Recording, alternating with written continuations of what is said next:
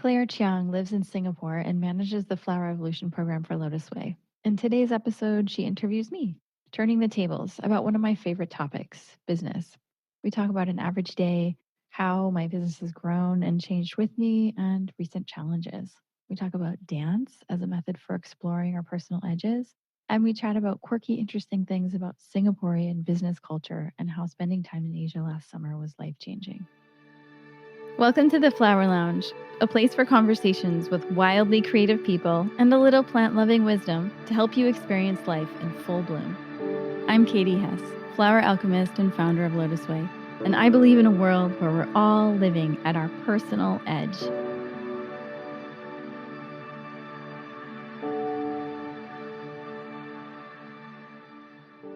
Welcome to this week's episode of the Flowerlounge Podcast. This week, we're going to turn the tables a little bit, and we've asked Clare Chiang, who's with us from Singapore, if she could interview me and ask me a bunch of questions. I've lately had a lot of people asking me business questions, and we thought it would be an interesting episode for someone to interview me. It's such a fun thing to be on the other side of the table. So I want to welcome Clare Chiang to our podcast. She's tuning in from Singapore. If you follow us on social media, you've probably seen photos of us when we were there in Asia this summer together.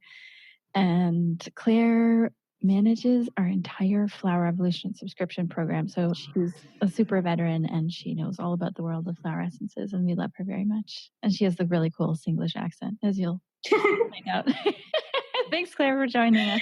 Thank you for having me, Katie. I'm so excited to be here again. Yeah, so you interviewed me when I was in Singapore. I don't know what episode that was, but it's a little while back about flower essences. Yeah. Meditation. Yeah. The spiritual practice. I think we went in deep. Yeah.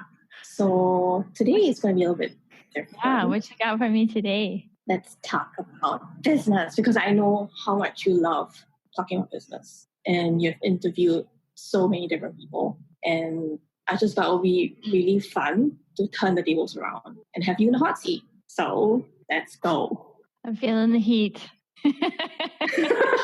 Okay, first question. What's an average day like for you? Like from the moment you get up. Take us through your day. Yeah, so every morning I wake up at 4:15 in the morning. If I'm really good, I stay up the rest of the day. Most times I'm not really good. I just go back to sleep. Wake up later. Coffee, lime water, flower essences, breakfast, a little more meditation. I get to the office around anywhere between 8 and 10. I love to have a few hours of writing. Sometimes I have meetings. Group lunch kind of takes all of us to everybody here loves working so much because we just have so much fun. So literally somebody has to get up and say we gotta go eat. And then after lunch, there's, meetings. It could be writing, developing new programs, doing landlord stuff, building stuff, interviewing people on the podcast, financial stuff, leading the team. Oh, lately, Thursdays and Fridays, I've been acting as a practitioner in the San Center, which has been really fun. Oh, doing botanical reboots and smoke offerings and ceremonies, and it's been really nice. And then in the evening, I'm either salsa dancing or making dinner for 6 to 8 people, depending on who shows up, and walking the dogs and stretching and doing some dog snuggling. That's a whole day. It sounds lovely. So what's an average day like at the Sun Center with the team? Do y'all have any special stuff that y'all do? Any specific routines or anything that's, I don't know, interesting? The little things, we just sent out an email recently, where we come in the back door, we have this little table with flower essences, message cards. And so every time I walk in, as long as I'm not carrying a bunch of stuff, we always miss and pull a message for the day. And then upstairs at the front entrance, we'll always put a fresh bowl of water with flower petals for reasons. One is so that their spirits can have a drink when they come by, and the other is to purify people before they come into the building.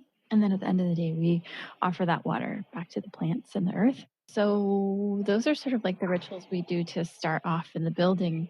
The store has been open Monday through Saturday, so there's public space. And then Monday through Friday, we have people coming in, clients coming in to see for botanical treatments, people will be coming in all week, which is really nice to have that in our space. We just incorporated a new, like, luscious, yummy medicinal drink program where people will get out of their appointments and they have this beautiful drink waiting for them based on how they answered a quiz. So that's been really fun. We have upstairs and we have downstairs. So our LOTUSWEI headquarters are subterranean. They're under the ground, literally. They're inside the ground, as well as most of the wellness center is also underground. And then upstairs is the more public space, the store, the event space. In the evenings, we have classes, meditation, Tai Chi. And then once a month or so, we'll usually do an event or open house. We should really start to kick things into gear this fall. So we have 10 people in our team. 8 are typically in the building with us, making products and all that fun stuff. That sounds so fun. Yeah. So are there any practices that you've implemented or that you do as a team that you feel has been like a total game changer for the business? Or even, I don't know, personally, because you said before that your business is an extension of like your spiritual path, right? So yeah, I'd love to hear more about that. Yeah, we used to do meditation together every single day, and that was really awesome. We got away from that practice, just like in the move and moving to a different space. That might be a practice we want to implement again. But we've been meeting, we used to meet every week, but as the team has expanded, we've started every 2 weeks, do a circle up, and each person gets a chance to just like share what's going on. It can be something personal. It can be business. It can be like, what are you doing that affects what I'm doing? And what are we all doing here kind of thing, Yeah. Just like a general like check-in. And then we also do occasional smoke offerings together, which is 30 minutes of, we're all sitting in meditation together and we're offering. So that's a really lovely practice. We do those before every major event. Did it, like, for example, before we went to Asia and then when we got back. But maybe we should start implementing the daily meditation again. That was really a game changer when we did that last year.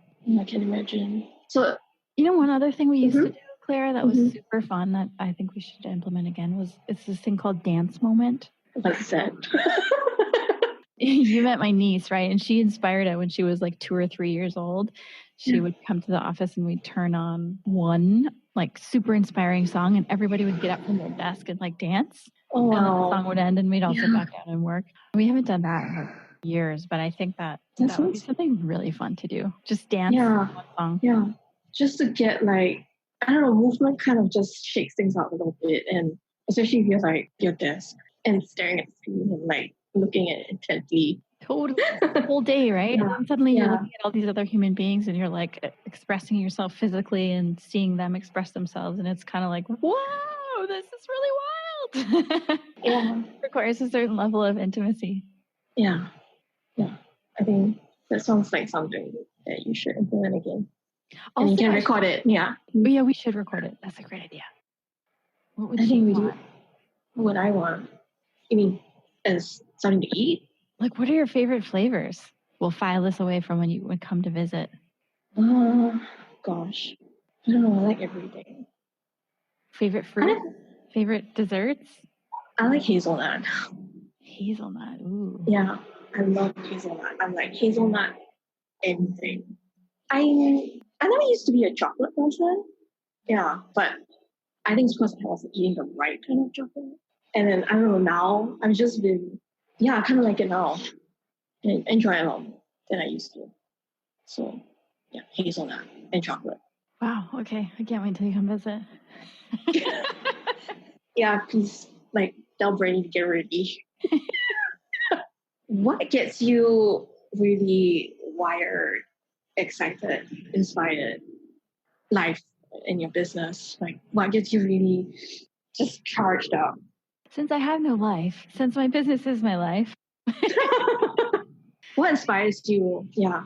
The first thing that comes to mind is the prospect of saying something, doing something, facilitating something, leading something, even if it's just some tiny little piece, like putting it into motion so that someone else's life changes, so that someone else like can self-reflect or takes a new path, or lets go of a self-limiting habit, or is able to connect with someone else, or is able to connect more with himself or the earth. Like if I play some tiny little part in facilitating that, it's really exciting to me. I get super jazzed about this idea of each one of us as a human being with limitless potential. And I know one thing I do know in my how many years of life, I do know that each of us has a capacity for greatness that's so big that our mental mind can't wrap around it.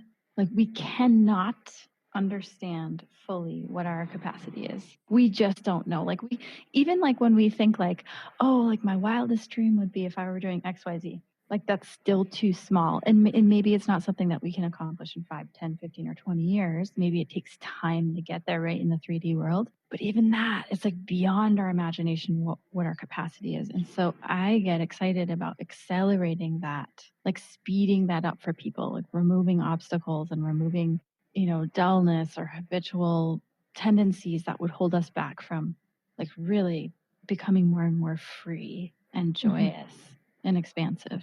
That's what I get the most excited about. I love that. And I mean, like, it can also manifest in my personal life, like dancing, like I would say I'm not the kind of dancer who's like really into technique and everything has to be perfect and I count every count perfectly. I love to dance with people who are willing to break the rules and go outside the box and do something wild and different, go to vulnerable spaces and find things inside themselves and connect with people in really deep ways without words. So like it's kind of that potential that excites me in anything, really. Let's expand a little bit on your dancing. Sorry, something just popped in my head. So like, because I know that you love salsa dancing, and how has that kind of helped you in your business? So many ways. I mean, I think it's like wherever you go, there you are, right? So like whatever you've got going on, you take it there. So in some ways it's a practice ground for me. And it's like, it's a practice ground where I can look at my habits. It's also a practice ground where I can see like how big could I allow myself to be? How free could I allow myself to be? How much could I allow myself to move and not worry about what others think or how like awkward and weird I look? Like, can you really let go? If there are 50 people watching you, can you still let go? 100%. Like that's not easy, right? So there's that. And then there's also just like moving, right? Like movement is so important, just liberating tension and liberating stagnancies and stuckness from the body. And it's also a partner dance. So you got to deal with other human beings. You're like touching fingertips and meeting eyes and listening and developing like spatial awareness with maybe 50 different people in one night. So it's like having this really subtle, energetic conversation with that many people. And I mean, like on so many different levels, from awareness to deep listening to exploring your edges to, even like rejection, right? Like nobody likes to be rejected. And there are times where it's like you ask somebody to dance and they're like, no, I don't like this song. Or like, I'm really tired. Or, And then like, is that difficult or not? Or like, if you sit there for like 5 songs and no one asks you to dance, you're like, oh God, am I too old? Am I too grumpy? Something wrong with me? So like all of that stuff is in there. And like any which way you look at it, it's a great practice. I mean, like, okay, so just coming back to the dance, like how big can you let yourself be? Like how expansive and how free in your body? It's like that could apply to business too, right? Like how big are you going to allow yourself to be? How free will you allow yourself to be? Oh, and the other thing is like, damn, you notice all your tendencies. Like, okay, so I'm going to totally expose myself here. I have this terrible, terrible habit. It drives me crazy because it shows up everywhere of like going the extra mile in vain or like overextending. So in work, it might look like overextending, doing too much, like doing 10 things when somebody just asked me to do 1. But in dance, it manifests as a physical overextension. So it's like if somebody tells you to go to the left, you go like way to the left, like too much. And now you look awkward because you really trying hard. You can imagine, right? It's just like, so embarrassing. And so like, it's this weird practice of like, can I just do the minimal? like sometimes I'll go to dance class and be like, what if I played around with just barely getting by? You know, like just barely eke out the movement instead of like going overboard, or because to me, what feels normal is like way overdoing it. Yeah. Yeah. So it's embarrassing, but you know, we all have those little things. I love that. I love the mirroring, you know, and how it shows up in your business. Like it just gives you a point of reflection to just be aware of like these tendencies that we have, right? Yeah, I mean, you saw it like working together with us at the Flower Lounge, right? I mean, you want to tell the story of when Taylor and I got like neurotic? It's so funny because it was so normal to me, but so we were going to host the Flower Lounge at the yoga school, so we got there early to prep, right? And so the first thing we did is like we got up, we started like deheading all the flowers, and then you know we got into decorating the space. And I don't know what time it was, but I was standing in the background and I was just looking at you and Taylor, and like your hair was just like a mess. It was, I can't even describe it. It was just like a bit like a nest. And then like, and you know, both of you were at like just kind of at the same spot for a long time and just like decorating and redecorating and trying to make it perfect. And I mean, and the two of us like intensely rearranging 5 petals for an hour. I should have taken a photo. It was hilarious. And then I was like, okay, I think we need to eat. I think it was around like 3 in the afternoon at that time. Yeah, so like definitely way past lunchtime. So yes, I get the like overextending, overworking, workaholic syndrome. Yeah. It's good to expose these embarrassing things. We're all human, right? Yeah, I think everyone can relate to that. You just keep going. And then like you lose yourself completely in that moment or whatever. And then you fall over and you're like, wait, what's wrong? What happened? I don't understand. Okay. What are some of the challenges that you've faced in your business and how did you overcome them? Wow. So like business since it started business? Like, yeah. I mean, at first, like the financial, let's say, like it's crazy hard in the beginning. When did you start? What year was it that you started your business? I mean, technically, I started a business in 2000 in Mexico. And then I moved back to the US and was seeing clients in 2001. But I didn't go like full time doing therapy until 2003. So 2003, that was like my only source of income. I mean, there were times where I was like putting food on credit cards. I was so broke. So that was hard in the beginning, just like having the conviction to keep going. What else? Just like the time spent, like in the beginning years, you just put in tons of time. But that was my choice and I loved it. But there were times of burnout as well. What else was hard? Oh God. I mean, when I first started, flower essences were like weird, woo-woo, the crazy flower lady. I went to all these like terrible networking meetings and, you know, you have to say like what you do. And in the US, people are just like, what? This lady, she works with energy of flowers? That's nice. Like meditation wasn't cool and flower essences weren't cool. And it's like trying to sell something that you feel like everybody needs, but nobody knows they need. Yeah. Oh, that's hard. I mean, like imagine trying to sell somebody a cell phone in 1986. Be like, huh? Right?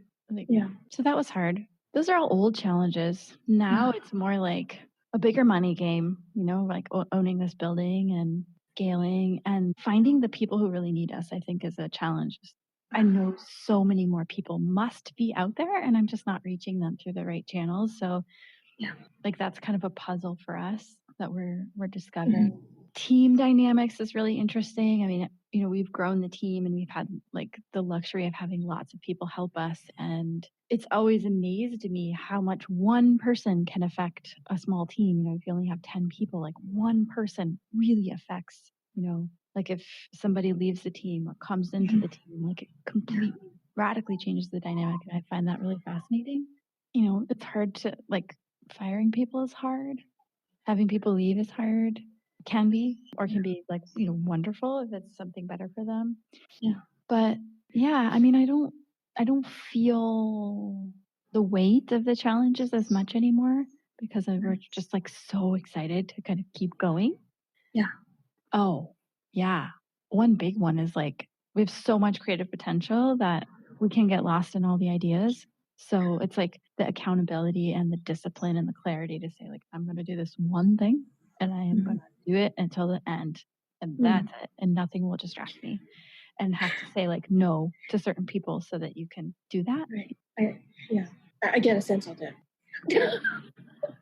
And I don't know, like you're so excited and it kind of rubs off each other as a team, right? And you're like, you have all these ideas bubbling and like you want to do them all, obviously, because they're all great. Yeah, but it's a bit hard.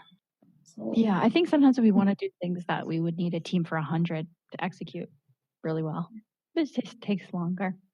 What's the best advice that you have received that you feel has made a difference in running of your business? The thing that comes to mind is business classes and workshops are useless. You have to do it. I know that sounds kind of harsh. I don't think it's necessarily true for things that aren't business. I think classes and workshops can be awesome and really helpful. Yeah. There's something about business classes and workshops, even some forms of business coaching. And I've worked with a lot of different types of business coaching. If something is distracting you from actually doing it, or somebody is like telling you, do it this way, that can be a huge obstacle because maybe that's not your way of doing it, Yeah. The best is to learn by doing and to do what feels right for you in your expression. So I'm just like wary. I never used to be. I did a lot of business classes and workshops and conferences, let me tell you.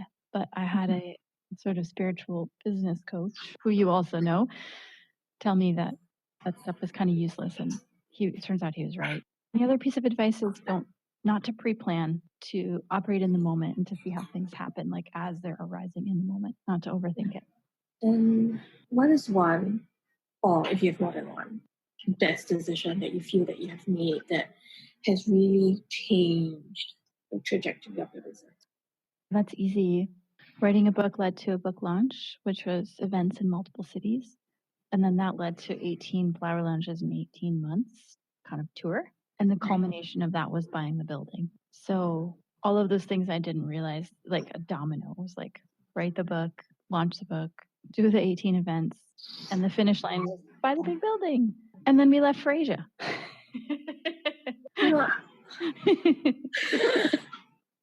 It's been really amazing just watching how things have unfolded. So before I joined the team, right, I was taking the flower exercise in 2015, and at that time there were only 6 plants, right? Is it 6? Yeah. And then just seeing how, I don't know, it was just like within the last 2 years, 1.5, 2 years, like the way things have unfolded and it so quickly too. It's just, I don't know, it's just really amazing. Yeah, just witness. Yeah, I think it's like a pressure cooker the last couple of years. I was just blown away, like as you all were releasing like the new blends and everything. I was just thinking to myself like, oh my god, what's next? Like what's next? Yeah. So what's next? Is there anything exciting coming up? Yeah, we're working on practitioner training programs. We're working on urban retreats, where you can go anywhere in the world and come to stay in Phoenix for however many days you want and either do a retreat with us here at the building or kind of DIY it according to what you like, create your own retreat. Wow. I'm sure all kinds of new services and things in the horizon. And I'd love to spend more time in Asia. How has your time in Asia changed the way that, or impacted the way that you run your business now? Or like, you spend 3 months here, right? In that 3 months, has that it really impacted kind of, yeah, in such a weird way, like besides missing good food. Yeah, I mean, I don't necessarily know what happened to me in Asia. It was like being dipped in some other waters or something. It was like, like the dragon dances and the lion dances and the intensity of that energy, like really got into me, as well as like some of the people that I spent time with that were particularly intense. And it wasn't easy. Like, we show like all these beautiful like travel images on Asia. It looks great. Oh, they just travel around and like, wow, it looks so great. But we don't, of course, you don't post the stuff that's hard. And so it was a combination of being challenged and being broken down a little bit in private moments. Like, I just remember like falling apart completely a couple times in Singapore and Taiwan for that matter. And coming back to Phoenix, I feel much more blunt and direct in my communication style, more intolerant to like blah blah blah, like conversation that like I feel like life is shorter or something, like more of a sense of urgency. And I don't mean like rushing. It's just like, let's get to the point because there are so many awesome things we're going to do. Like, let's not waste not even a second of time. Like, why? Like, why waste a second of time? And I don't mean that in like a weird anal militaristic way. I could realize this could come off as really strange. But Asians are like, they don't freaking talk very much. They just do it. Like, it's just done, right? It's done, and it's done quickly, and it's done well and efficiently, and like it's impressive, And so I think, and also not so concerned with being PC. And anyway, now I'm doing the American thing where I'm like talking a lot, but it's like more direct, more blunt, more action, less worried about hurting people's feelings because it's not about feelings. I'm just thinking what you said about getting things done. So, yeah, it's really true. Like, especially here in Singapore, right? Especially in Singapore. Like, there's more wishy-washy, like you just do it now. Things are just so efficient here. If somebody asks you what you want, you better have an answer. Like, what do you want? Because I'm waiting for your answer. And it's not like, and if you're like, oh no, I can get it, don't worry, I don't want to put you out. Like, no. Like, that just irritates the crap out of people. It's like, just tell me what you want. Yeah. So then the question is, what do you want? Yeah. In life? Yeah. What do you want? And are your actions matching what you want in every moment? Are you in alignment? And when you're not, it's painful. Yeah. If you're going too slow, Singapore just kind of chews you up. Yeah, it really does. Makes you a better person, though. Next question. What advice do you have for someone who is thinking of starting a business or already running your own business and you want to take it to the next level? What does that mean, take it to the next level? I mean, it could be, it could be growth or not necessarily growth, like just more expanded. Yeah. I think, that's a wise way of asking the question, because when you're starting is the same as when you're expanding, is the same kind of squeeze. I would say it's realistic to expect that there will be a squeeze. There will be times that challenge you, that business in every sense of the way refines you as a person. So it will, in some ways, just like a spiritual teacher, point out your every weakness to you. It's fun. It's a gift. So let's see, what's the best? Have compassion for yourself so that you can have the softness and the spaciousness to work through when you see where your weaknesses are. And you can figure anything out. You can figure anything out. I'll repeat it again. You can figure anything out. Don't need, any business guru or coach or, sure, it's great to have support. It's great to have a mastermind. It's great to have mentors. All of those things are great, but you can figure anything out. There's nothing that's like mysterious about business. And that's what I love about it, is just by doing it, you can figure anything out. Okay. What are the top 3 or 5 or whatever comes to mind must-have flower essences that you would recommend to entrepreneurs? Flower essences for entrepreneurs. Mm. If you feel overwhelmed, like you have so many things on your plate, you're not sure what to do first, and you find yourself getting a little either procrastinating or just feeling really overwhelmed, I would recommend Red Bird of Paradise. That's that flower that grows here in the desert when it's 115 degrees out, or what for you it would be like 45 Celsius. It's just crazy hot in the summer, but this flower is like, yeah, bring on the fire. It helps align you with your fire so that you just like get shit done and prioritize really easily so you don't get overwhelmed. Flowers like pink primrose and date palm blossom, those are both in Game Changer. Oh, and I should mention, if you're familiar with our products, the first one I mentioned, Red Bird of Paradise, is inside Inspired Action.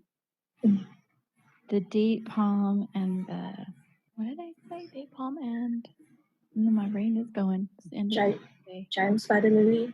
Yeah, I mean, basically everything in Game Changer. It's like banana blossom for feeling like you never have enough time in the day. Date palm for thinking outside the box. Oh, pink primrose.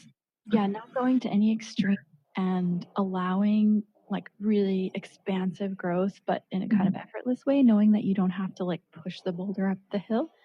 You could just like let it go down a hill, but there's like an effortless way of doing things. Let me see if there's any others that would be really important for entrepreneurs. I love Game Changer. Game Changer is great, right? It is. It's a game changer. It is. And not just for business, just anything.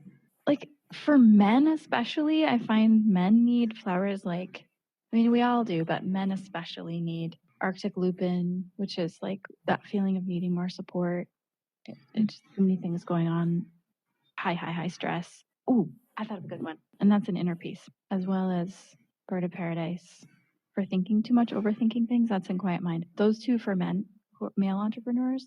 But the one that's really nice is Brugmansia. And that's a really gorgeous white flower in Quiet Mind for delegating. Oh my God. For those times when you got too much on your plate and you're like, gee, I really need help, but I'm the only one that can do this the right way. I can get this done as fast as, oh, what if they screw it up? Oh no. You know, all those like crazy thoughts. So I'm like that. I've got control issues. You can hand it off. They can fold the origami papers. It's going to be okay. I mean, that's like a silly example. I don't even know what I'm talking about, but it's like, you know, we think it's something really big and it's like, it's going to be okay. It's going to be handled. Other people are responsible. Other people are smart. It's all going to turn out okay. Those would be my top picks. Oh, one more. If you really want to go nuts. Night Blooming Cereus. That's the one that changed my business like radically overnight. And that one is in full bloom. It's that desert flower that blooms one night a year. If you are really looking to like, as you say, take it to the next level, but like it's like up 10 notches instead of one, because it eliminates self-limiting beliefs and fears. So like let it rip with that one. Let it rip. Yeah, like make a big jump, make a big leap, like take a big risk. Any last words of advice or anything that's the top of your head that you feel that people need to listen to right now? Business is hard work. I think that in this day and age, there's something about being an entrepreneur that's become like this like sexy thing, especially among the younger like folks in their 20s. People think it's easy. Like people think running a business is really easy, and it just takes a lot of blood, sweat, and tears. It really does. Like a lot of time, a lot of effort, a lot of resources. And I highly recommend it if you want all of your weaknesses to be pointed out to you and you want to refine yourself as a human being and you want to work your ass off. You got to have something in your business that's going to keep you going through those like slow times or challenging times or broke times or like, you know, all that stuff. But it's so strange because so often these days, I think people think it's just like something really easy. And so I would just say like, you got to be willing to put your whole heart into it. It's not something easy. It's not necessarily for everyone. And it's not necessarily like sexy or cool all the time. You know, like recently someone was asking me, I was just mentioning something that I was going to be working on in the next weeks. And somebody was like, wait, you would do that? But you're the visionary. And I'm thinking, yeah, I take out the trash too. Like I take out the trash in the bathrooms and I go into all the rooms and take out the trash. Like there's no like, oh, now you're the da-da-da and you don't have to do, I mean, maybe, but like, not really. You're still doing stuff that, you know, it's not necessarily my favorite to do financial stuff, but I got to do it. So if you want to run a business, you must be willing to do things that aren't necessarily like always fun and sexy and cool. I don't know. Does that sound like a downer? It's like realistic. Yeah. But if you have like a stubborn determination, like you could bang your head against the wall for like 10, 15, 20 years, you have what it takes. Like, I think sometimes it's just like sheer stubborn determination that has gotten me through. So if you have that, easy. Go. Yeah. And just like little things are big things, you know, like you don't have to like building a business takes time, and that's okay. It doesn't have to be like, you know, people look at other folks who are successful and they say like, wow, it's like an overnight success. And it's like, yeah, overnight after 20, 30, 40 years, you know? Yeah. So it takes time and patience. It's so easy to compare and look at all the good stuff. I mean, like comparing yourself to someone else's story or business, and you don't see what goes on behind the scenes very often. I don't really see my rat's nest hair. Yeah. Yeah. Behind all the pretty mandalas is a rat's nest somewhere. Pretty much. Yeah, you know the truth. Yeah.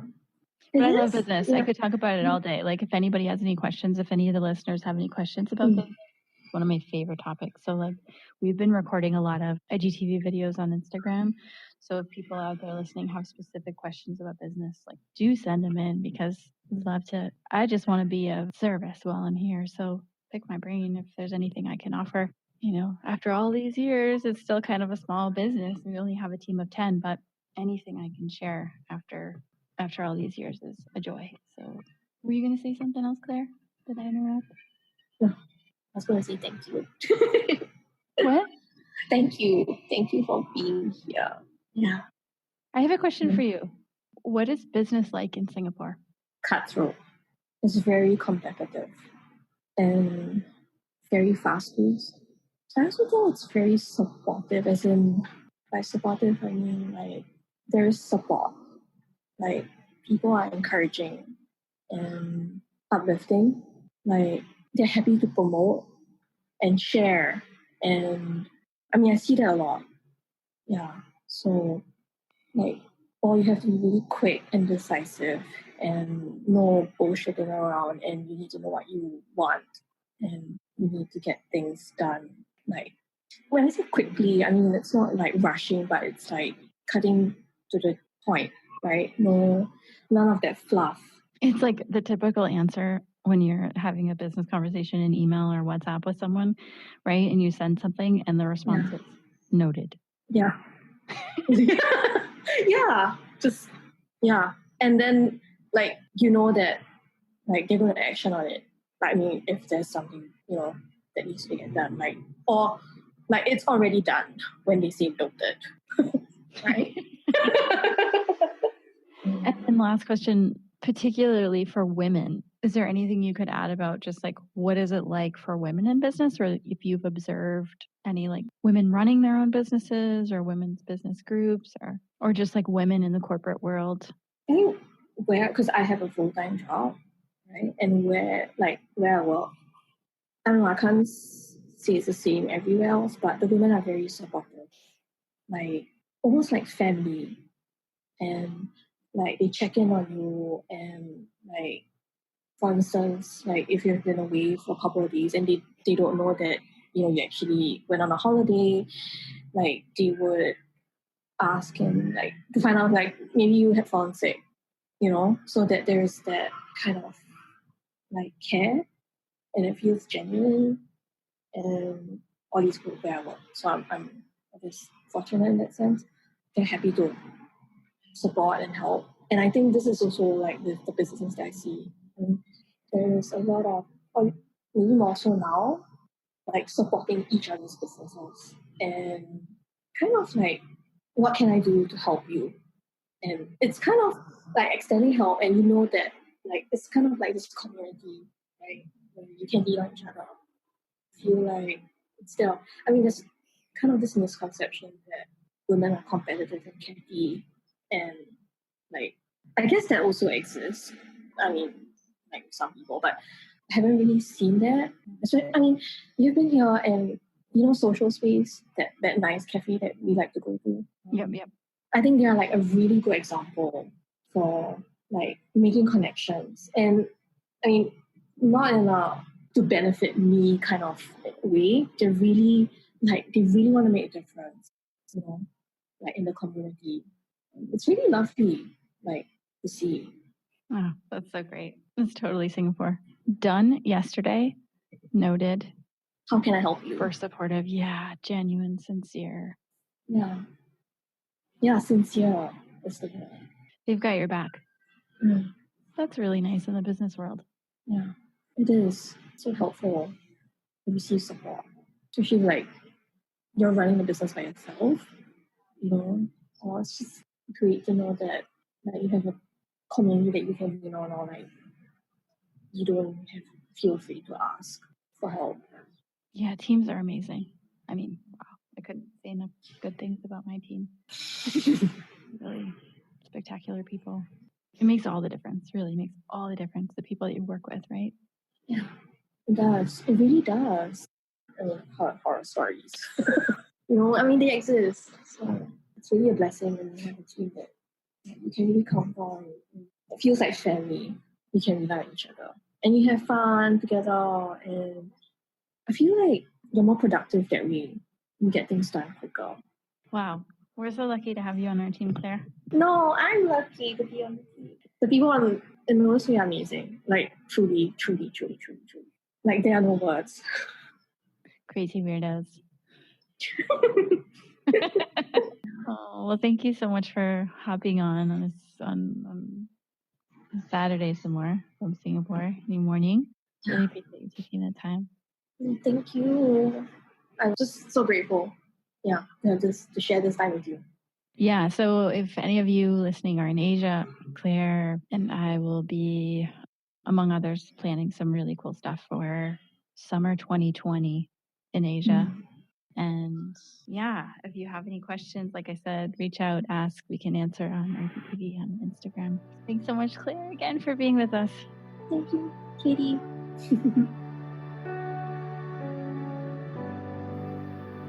Thank you so much for listening to The Flower Lounge. I'm Katie Hess, and we'll be releasing a new podcast every Wednesday. If you like what you heard, or you know someone who might be touched by our conversation, share it with them. And don't forget to subscribe. To find out what your favorite flowers mean about you, take the quiz at LOTUSWEI.com.